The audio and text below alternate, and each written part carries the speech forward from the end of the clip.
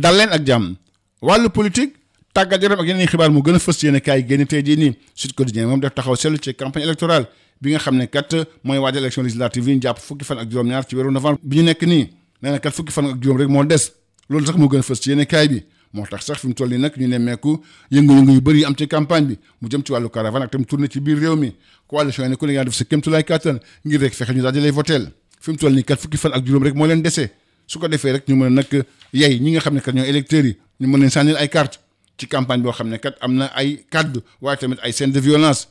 li koy firndeel moom mooy dal gi dal ci kaw Abbas Fall te de liste départementale bu Pastef ci Ndakaaru waaye tamit taal gën taal siège yu sàmm sa kaddu fii ci Ndakaaru ak tamit sonk giñ sonk koo waaw Ousmane Sonko fële ca Koungheul ci siège yu Ousmane Sonko moom bëgg-bëggam leen rek la joyante li nga xam ne kat moom ci gox boobu nga xam ne kat dafa bëri lool ay meññeenteef waaye nag fësul ci askan wi moom kat bëgg-bëggam leen rek daal di koy defaraat su fekkee nag jox nañ ko majorité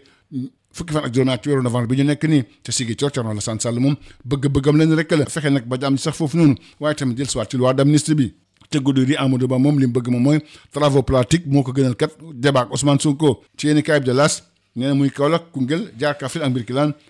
caravane Ousmane Sonko nag mbooloo mu sakkan a sakkan moo ko toppoon moom sax nag ci la fësal bëgg-bëgg président Bassirou Diomaye Faye ci Saloum ak tamit ci Ndoukoumane laataa muy fësal ne kat ñoom li ñu bëgg moom mooy téeméeri député ak tamit juróom fukk ba tey ci yéene kaay bi Thierno Bocoum nekk ci liste sàmm sa kaddu moom yëkkati ay kaddu nee na kat majorité la ñu war am ci assemblée nationale su ko defee rek fexe nag ba faagaagal ku jodaa rampant bi Amadou Ba te de liste bu Nafoore moom nee na moom xeex immigration clandestine kat nekkul ay yet waaye nag problème boo xam ne kat dañ ko war a mën a saafara bu ñu ko jaaralee ci xel ak waxtaan ñi jiite jàmm ak njëriñ ak tamit waa Pastef ñoom ñu ngi ci campagne loolu moo gën a fës ci yéene kaay bi Le Quotidien Amadou Ba moom kat bëgg-bëggam leen rek la dem ay def ay débat de proximité ci département bu nekk Ousmane Sonko ni ko man kat soo paree man pare naa suñ naataango def taxaw seetlu ci gox yi nañ ca sigi coor nag parce que moo fa rek tànk gisuñ benn parti ak coalition boo xam ne kat mu ngi amal yëngu-yëngu moo tax sax ñu ci bëri nag ci kilifa yi ñoom daw ànd ak kii di parti bi di Pastef Ousmane Sonko daal di koy jiite sàmm sa kàddu moom dafa wax ci bor bi nga xam ne kat dafa jéggi dayoo lool waaye tam ni ñu koy defee ak tamit li nga xam ne kat mooy njeexital yi ca Bakel Amadou Ba yëkkati ay kàddu ci wàllu inondation yi ak tamit juróom-ñetti milliards yi nga xam ne kat joxe nañ ko fa ci yéeni kaay bi ba tey président Macky Sall moom wax ay alliés ñu def seen kéemtalaay kàttan fësal mobilisation bi su ko defee rek ñu gagné élection yi nga xam ne kat war nañ ko amal fukki fan ak juróom-ñaar ci weeru novembre bi nga xam ne kat moom la ñu nekk ba tey ci wàllu campagne électorale boobu yéeni kaay bi l'évidence moom daf taxaw seetlu ci fët-fët bi amal fële ca Koungheul takk wàllu Sénégal ne du kenn ku dul waa Pastef ak Ousmane Sonko ñoom ñoo dal ci kaw militant APR yi loolu sax mu gën a fës yéeni kaay bi l'évidence Sud Quotidien di fësal ne liste nag bureau de vote yi dinañ ko jox mandataire yi tey jii communiqué direction générale des élections moo ko fësal nag ci Sud Quotidien immigration clandestine ñoom ñu jógee woon Sénégal ñaar fukki fan ak benn ci weeru octobre ba la ñu génn seen gaal nag daal di réer fële ca Nouakchott ñu jàpp ne kat ñaar fukki ak juróom-ñett ñoo ci ñàkk seen bakkan fanweer nag nekk état boo xam ne kat bu critique loolu Sud Quotidien moo ko bind li ni mel te moo gën a fës yéene kaay bi Direct News ci wàllu tàggat yaram Le Quotidien di xamal ne kat fi mu toll nii Malick Ngom moo jiite CNG mu ngi wutu nag kii di Bira Sène Malick Ngom ñu ngi ko fal nag jeudi ba la ñu génn moom kat moo nekkoon candidat nag mbër yu mag yi war fay def nag at waaye waajal transition bi ngir jëm ci wenn fédération boo xam ne sax moom du ci war a mën a bokk Malick Ngom moo wutu Bira Sène loolu moo gën a fës yéene kaay bi di Record Malick Ngom fu mu toll nii moo jiite làmb ji li ni mel ni moo fës ci yéene kaay bi di Rewmi Quotidien Malick Ngom teg sifflet bi ngir wàllu présidence bi loolu laas moo ko ci yokk ci fësal ne moom kat mën na compter nag ci bekkaay bi ak Aziz Ndiaye bi nga xam ne kat ministère moo leen copté ci biir CNG bi Sud Quotidien di fësal ne moom ñu xaar kay décharge waaye kat li koy xaar bëri na trop bokk na ci nag suqaliwaat làmb ji ci biir Sénégal yëpp waaye tamit fexe nag ba mbër yi mën cee gis seen bopp ak tamit képp koo xam ne kat ci la nga yëngu ci wàllu làmb ji ci wàllu football tournoi IFOA U17 Sénégal nag di sëgg ak Mali ci wàllu final bi nga xam ne kat jàpp nañ ko ginnaaw suba Sud Quotidien di fësal ne Sénégal dafa génne Guinée Bissau ci série tiro bi 4-3 Mali moom dafa génne Gambie ñetti bal ci ñaar la ko gagné ñaari équipe yooyu sax war a teew nag zone bi ci CAN U17 bi war a am nag ci atum 2025 gaynde yu ndaw yi nag am seen ticket ci wàllu final ak tamit ci wàllu CAN loolu yéene kaay bi laas moo ko bind Lions yi nag war a jaamarloo ak Mali ci wàllu final bi Le Quotidien moo ko ci yokk Ligue 1 sénégalaise match bi ci gën a mag tey jii nag bokk nañ Teungueth FC ak Dakar Sacré-Cœur jëm ci wàllu troisième journée bi Sud Quotidien di fësal ne am na yeneen ñaari match yoo xam ne que am nañ tey jii nii bokk nañ ci Gorée Wally daan ak tamit Olsofa jamono Fatick Record di fësal ne match yu mag na moo am tey jii diggante Teungueth FC ak tamit Dakar Sacré-Cœur loolu nag yéen kab di Record moo ko ci yokk mbokk yi jaa ngeen jëf beneen incha allahu rabbi jaa ngeen jëf. Bonjour à tous. La politique, le sport et d'autres sujets sont développés dans les journaux ce samedi. Sud Quotidien s'arrête sur la campagne pour les élections législatives du 17 novembre prochain. Encore 15 jours pour convaincre, c'est le titre qui barre la ligne du journal. Mon confrère explique que, entre caravane et tournée à l'intérieur du pays, les partis, coalitions de partis et candidats en liste rivalisent d'ardeur et de capacité de mobilisation pour draguer les électeurs. Il leur reste encore 15 jours pour bonifier leur programme et convaincre davantage les électeurs. Au cours de cette campagne, marquée par des pics acerbes entre adversaires et des scènes de violence, en témoigne l'attaque contre les partisans d'Abbas Fall, tête de liste départementale de la coalition PASTEF à Dakar, l'incendie du siège de Samoussa Kadou à Dakar et l'attaque du convoi d'Ousmane Sonko à Koungheul. À Sédhiou, Ousmane Sonko fait un diagnostic de la région, avec son cliché de pauvreté ambiante opposé à un paradoxe de disponibilité d'un riche potentiel non valorisé. D'ailleurs, il promet de corriger cette ambivalence si les citoyens accordent la majorité écrasante à leur liste au soir du 17 novembre prochain.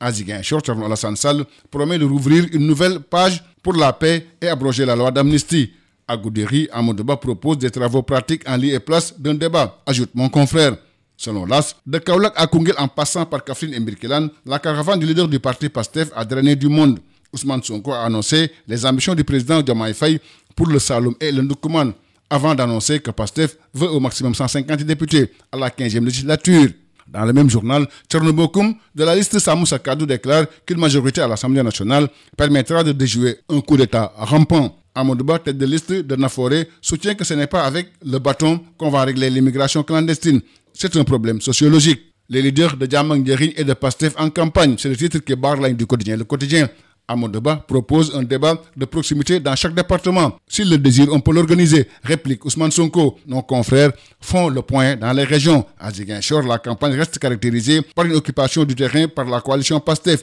à la différence des autres listes qui invoquent diverses raisons pour justifier leur absence. Certains candidats n'hésitent pas, faute de bonnes conditions pour battre campagne, à rejoindre sans condition le principal camp adverse, la coalition au pouvoir PASTEF. Samoussa Kadou alerte sur le surendettement du pays et s'interroge sur les conditions de son émission et met en garde. Abakel Amadou Ba s'est prononcé sur les inondations. Il juge dérisoire les 8 milliards de francs CFA annoncés. Dans le même journal, l'ancien président Macky Sall a appelé ses alliés de l'intercoalition à maintenir leur mobilisation et leur engagement pour triompher au soir du 17 novembre prochain. Toujours à propos de la campagne, nos confrères du quotidien L'Évidence s'arrêtent sur la violence à Koungheul. Tako Wallou Sénégal accuse PASTEF et demande des sanctions. C'est le titre qui barre la ligne du journal. Selon Sud Quotidien, pour ce scrutin du 17 novembre, la liste des bureaux de vote sera remise aux mandataires ce jour. Dans un communiqué, le directeur général des élections a convoqué tous les mandataires des partis et coalitions de partis légalement constitués ce jour pour récupérer leur liste par bureau de vote.